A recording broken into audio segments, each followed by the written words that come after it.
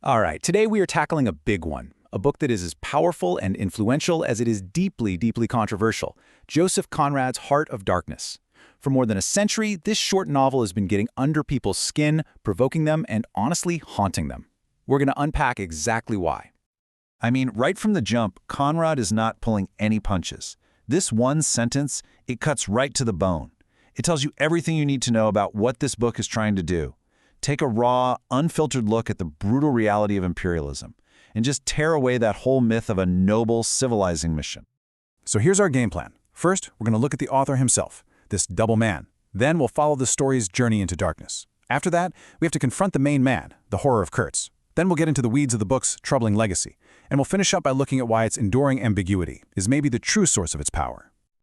So how do you even begin to understand a book that's so full of contradictions? Well, you've got to start with the guy who wrote it. Joseph Conrad was a walking paradox, and his own life gave him this incredibly unique and complicated perspective on the world. Conrad actually called himself a homo duplex, a double man, and you could totally see why. Just think about it. He was a Pole, born under Russian occupation, who then becomes this fiercely loyal British subject. He spends 2 decades as a merchant marine, a total man of action, before transforming into this deeply psychological writer. And he did it all in English, which was his third language. He was the ultimate insider and outsider all at once. So, how does a Polish nobleman end up writing one of the most blistering critiques of European colonialism ever? This timeline kind of shows the way. After a long globe-trotting career at sea, we get to the key moment, 1890. He takes a job captaining a river steamboat in the Congo. That trip was only about 6 months long, but it profoundly scarred him. And nearly a decade later, all that trauma became the raw material for Heart of Darkness. And that takes us from Conrad's real journey to the fictional one he created. The book's narrator, a guy named Marlow, is really Conrad's alter ego. And his trip up that river is a direct reflection of the disorienting, horrifying experience Conrad himself went through. Now, the whole structure of the book is built on 2 journeys happening at the same time. On the surface, it's an adventure story, right? Marlow is chugging up a river, deeper into the jungle, to find this mysterious guy, Kurtz. But underneath that, there's a second, much scarier journey happening, a psychological one. The farther Marlow gets from so-called civilization, the deeper he travels into the dark potential of the human spirit.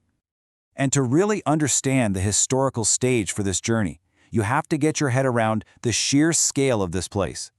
The Congo Free State wasn't a colony, no. It was the personal, private property of one man, King Leopold II of Belgium.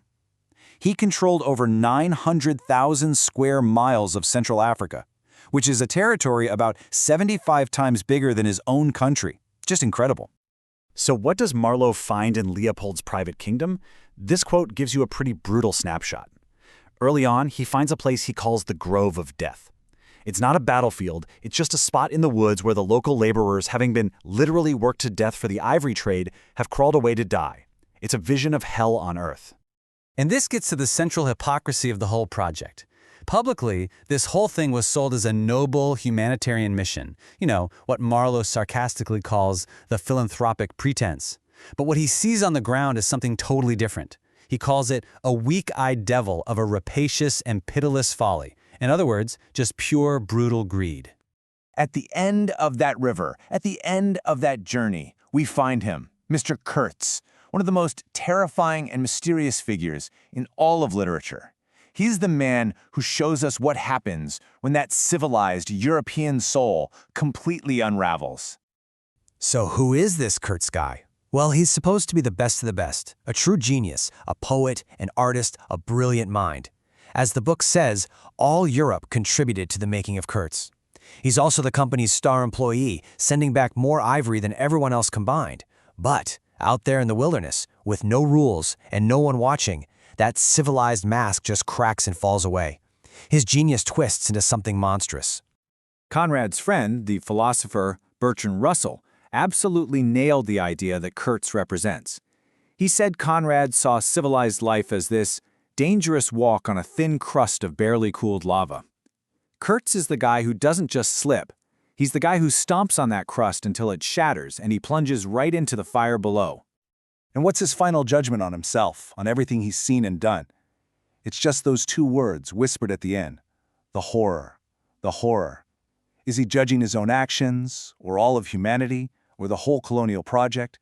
Conrad leaves it wide open, and that's what's so chilling. It's this moment of terrible self-awareness right before the end. This deep ambiguity brings us right into the modern debate about this book, and it all boils down to one burning question. Is Heart of Darkness a timeless classic that attacks imperialism, or is it an irredeemably racist text? The debate pretty much splits into two camps. For a long time, this book was held up as a progressive, anti-imperialist masterpiece. But then, a really powerful counter-argument emerged. It said, hold on a second. Yes, the book condemns the Europeans, but it does so by using Africans as basically scenery, as a dehumanized backdrop for a white man's psychological drama. The most powerful voice in that camp was the great Nigerian novelist Chinua Achebe. In 1975, he wrote a landmark essay that just ripped into the book. He argued that Conrad reduces Africa and its people to a prop. And for Achebe, this wasn't just some minor flaw. He said a book that depersonalizes a portion of the human race simply cannot be called great art. Full stop. Achebe's essay completely changed the game. It forced everyone to reread the book with a much more critical eye. And the irony is, his powerful attempt to take the book down actually made it even more famous, cementing its status as one of literature's most essential controversies. After Achebe, you just can't read Heart of Darkness the same way again.